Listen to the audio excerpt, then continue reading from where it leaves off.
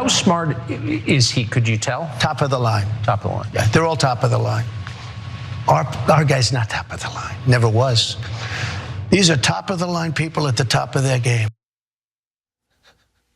Top of the line people at the top of their game. That was Donald Trump, of course, fawning over authoritarian dictators while dunking on America's leadership. Now, what I find so fascinating about this portion of Trump's interview with Tucker Carlson is Tucker Carlson's face, number one. But more importantly, how every conservative talk show host fearmongers about China and how Biden is too soft on China. But what does Trump have to say about Xi Jinping? What does he have to say about China in this interview?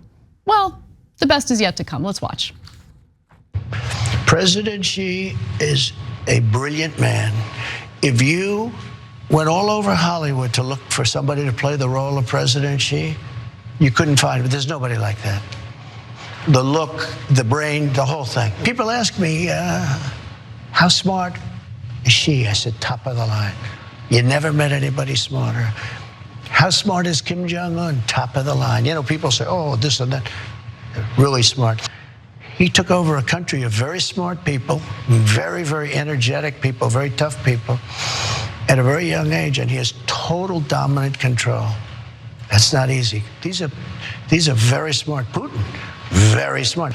Russia right now is making massive amounts of ammunition. Sounds simple, right? But they're making massive, beyond anything they've ever made before. We don't have any ammunition. We've given it to Ukraine. We're not prepared to fight. We spend close to $1 trillion a year on defense. Like, what are you talking about? We have no ammunition. Oh my God. But the fawning over Xi Jinping. Where are you, Mark Levin? Where are you? Mark Levin is like ready to go to war with China. And he's like, oh, but we're not ready. We're not ready because the military is woke under Biden. Yeah. Look, I've always said bad idea to go to war with China. First of all, because we have no bullets. Second of all, because who's going to play him in the movie? These are just, you should think about these before you invade another country. He is among the dumbest people in the world. Like, I get that he doesn't immediately sound as stupid as someone like Marjorie Greene or Lauren Boebert or something. But he honestly might be dumber, because I think he's almost like more sure of himself in his statements that he makes as if they're fact. Like, what he said about the dictator of North Korea, he took it over at a very young age, got total domination. How did he take it over exactly? I don't know how, clever stratagems, I assume, plans, you know? Yeah, totally. He's a clever guy. That's how the dynastic dictator of this country has total control. So insane. And like Putin, so smart. They're making ammunition. Well, yeah, I should hope so. They've lost tens of thousands of their soldiers and they're losing a totally needless war. Now, you could potentially point that out as not being that intelligent. It seems like that would be an easy thing for an American politician to do, but he can't do it. But I mean, look, could it be that Donald Trump is more sophisticated than we're giving him credit for? I want to play the benefit of the doubt. You know, give him the benefit of the doubt. Could it be that he's playing three-dimensional chess? Did you just say three-dimensional chess? No, four-dimensional chess, sorry. Four-dimensional chess. You said chest again. I'm fine with either, honestly. Is it 4 or 3? What's the correct? We're in the third dimension right now. Well, I am. I can't speak for you right now, but I exist in the third dimension. Chess. Okay, no. Okay, so the point I'm trying to make is, maybe he's trying to manipulate Xi Jinping with complimentary. With compliments? Yeah, with compliments. It's a honeypot, is what it is. Maybe that's what he's doing. Maybe. He did put on a lot of bronzer, so the message is probably being sold to maximum effectiveness. Also, he's got that three-dimensional chest. I'm sorry, guys. It's been a long day. I'm a little exhausted. I don't know why I'm thinking about chess. Anyway. But with that said, the hero worship in the interview continued. Let's watch.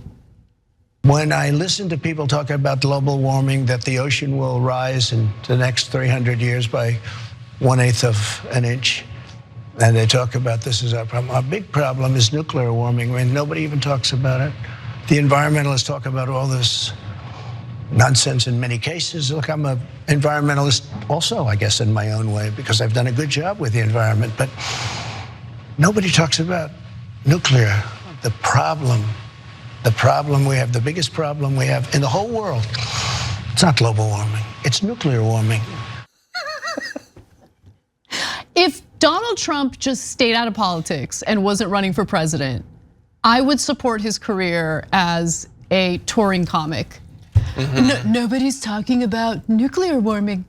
I guess I'm a bit of an environmentalist myself. Think about it. Hold on, you can improve your impersonation just a little bit.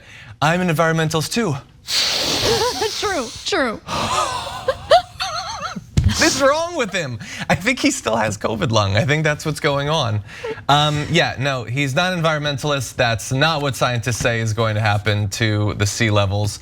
The idea that he would immediately go from lying about climate change to calling himself an environmentalist, it's the sort of like 1-2 punch that an actual journalist might push back on. But unfortunately, we just had that stuffed animal sitting in the seat opposite him with a dull look in his face.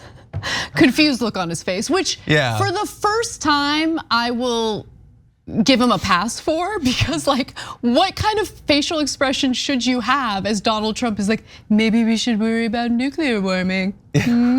Now, look, he's talking about potential nuclear war. I think that is something we should be concerned about. But the clunky, goofy way that he's trying to make that point is just pathetic. Yeah, well, and also like if that is a substantive topic that he's bringing up, at a first grade level, but whatever, he's doing it. Okay, so again, if you had an actual person rather than a Muppet, they could push back by saying, hey, you were pushing for more funding for more usable nuclear weapons. You're the one that went to the nuclear brink with that really intelligent dictator of North Korea. If we are to take seriously the threat of global thermonuclear war, it seems as if we'd want to keep you as far away from the White House as humanly possible. I mean, ripping up the Iran nuclear deal, which then led to Iran going back to developing its nuclear capability, seems contrary to what Trump claims to be concerned about in that interview. Yeah, there's a few holes in that. Yeah. I'm assuming we're now gonna turn to Tucker Carlson asking those follow-up questions. No. Oh well. He must have forgotten. Must have forgotten. He was probably busy thinking about how much he utterly hated the person in the room with him. But big ups to Trump, I guess, for knowing all the terrible things that Tucker Carlson said about him behind the scenes, but also being willing to do this sit-down interview. I wonder what that was about. But is it though? I don't know. I don't know. When has he generally been totally cool with people insulting him viciously behind his back? He is in this case. Is that actually strength? Or is that him also having to just bite down on what he'd like to do to Tucker Carlson because he feels he still needs Tucker Carlson? An addiction he just can't kick.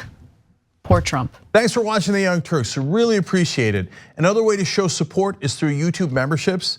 You'll get to interact with us more. There's live chat emojis, badges.